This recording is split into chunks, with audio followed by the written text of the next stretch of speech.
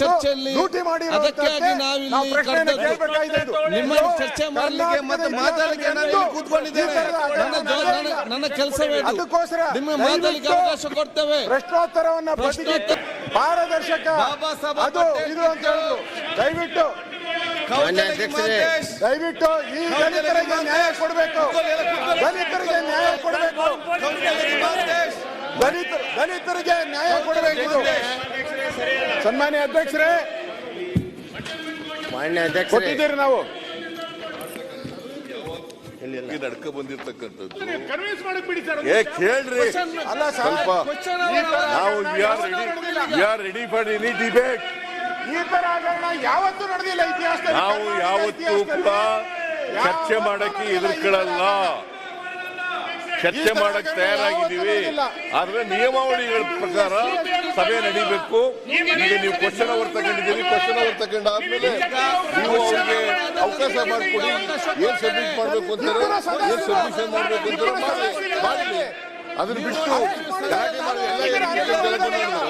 ನಮಗೂ ಗಲಾಟೆ ಮಾಡಕ್ ಬರ್ತದೆ, ನಮಗೂ ಗಲಾಟೆ ಮಾಡಕ್ ಬರ್ತದೆ. ಬಹಳ ದೊಡ್ಡದಾಗಿ ಆರೋಪ ಮಾಡ್ತೀರಲ್ಲ, ಹೀರೋಯಿಂದ ಬಂಧಿಸಿದಿರಲ್ಲ, ಯಾಕೆ ಪ್ರಸ್ತಾಪ ಮಾಡ್ತಾ ಇಲ್ಲ ನೀವು? ಯಾಕೆ ಮಾತಾಡ್ತಾ ಇಲ್ಲ? ಗೊತ್ತಿದೆ ಅಲ್ಲ, ಪ್ರಶ್ನೋತ್ತರ ಆದ ನಂತರ ಯಾಕೆ ನಿಮ್ಗೆ ಅರ್ಧ ಗಂಟೆಯಲ್ಲಿ ಪ್ರಶ್ನೋತ್ತರ ಮುಗೀತದೆ? ಯಾಕೆ ಅನಗತ್ಯವಾಗಿ ಚರ್ಚೆ ಮಾಡಬೇಕು?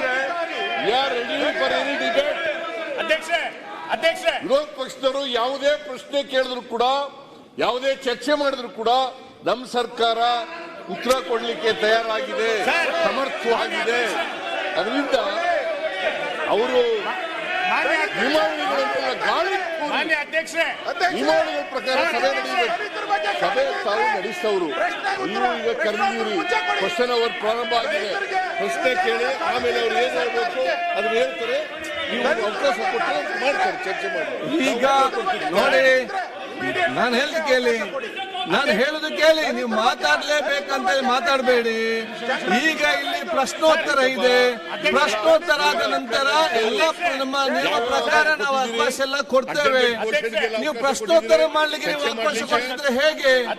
ಹಿರಿಯ ಸಚಿವರಿದ್ದೀರಲ್ಲ, ಅನಗತ್ಯವಾಗಿ ಮಾತಾಡಲ್ಲ ಯಾಕೆ ನೀವು? ನಿಮ್ಗೆಲ್ಲ ಗೊತ್ತಿದೆ ಬಹಳ ಚೆನ್ನಾಗಿ. ಇರುವಾಗ ಒಂದು ಈಗ ವಿರೋಧ ಪಕ್ಷಕ್ಕೆ ಬಂದು ಜನ ನಿಮಗೆ ಪಾಠ ಕಲಿಸಿದ್ರು ಬುದ್ಧಿ ಬರಲಿಲ್ಲ ನಿಮಗೆ.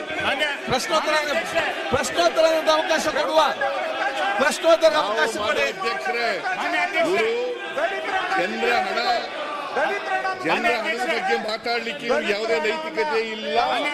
ಇವ್ರ ಕಾಲದಲ್ಲಿ ಆಗಿರ್ತಕ್ಕಂಥ ಅನಾಹುತಗಳು ಎಷ್ಟು ಲೂಟಿ ಹೊಡೆದಿದ್ದಾರೆ, ಅದನ್ನೆಲ್ಲ ಅದಕ್ಕೋಸ್ಕರ ನಾವು ವಾಲ್ಮೀಕಿ ಪ್ರಕರಣ ಇರ್ಬೋದು ಅಥವಾ ಯಾವುದೇ ಪ್ರಕರಣ ಇರ್ಬೋದು ಮಾತಾಡ್ಲಿಕ್ಕೆ, ಚರ್ಚೆ ಮಾಡಲಿಕ್ಕೆ ತಯಾರಾಗಿದ್ದೇವೆ. ನಿಯಮಾವಳಿ ಪ್ರಕಾರ ಸಭೆ ನಡೆಸಿ ಅಷ್ಟೇ. ನ್ಯೂಸ್ ಫಸ್ಟ್, ನಿರ್ಭೀತಿಯಿಂದ ನಿಮ್ಮ ಪರವಾಗಿ.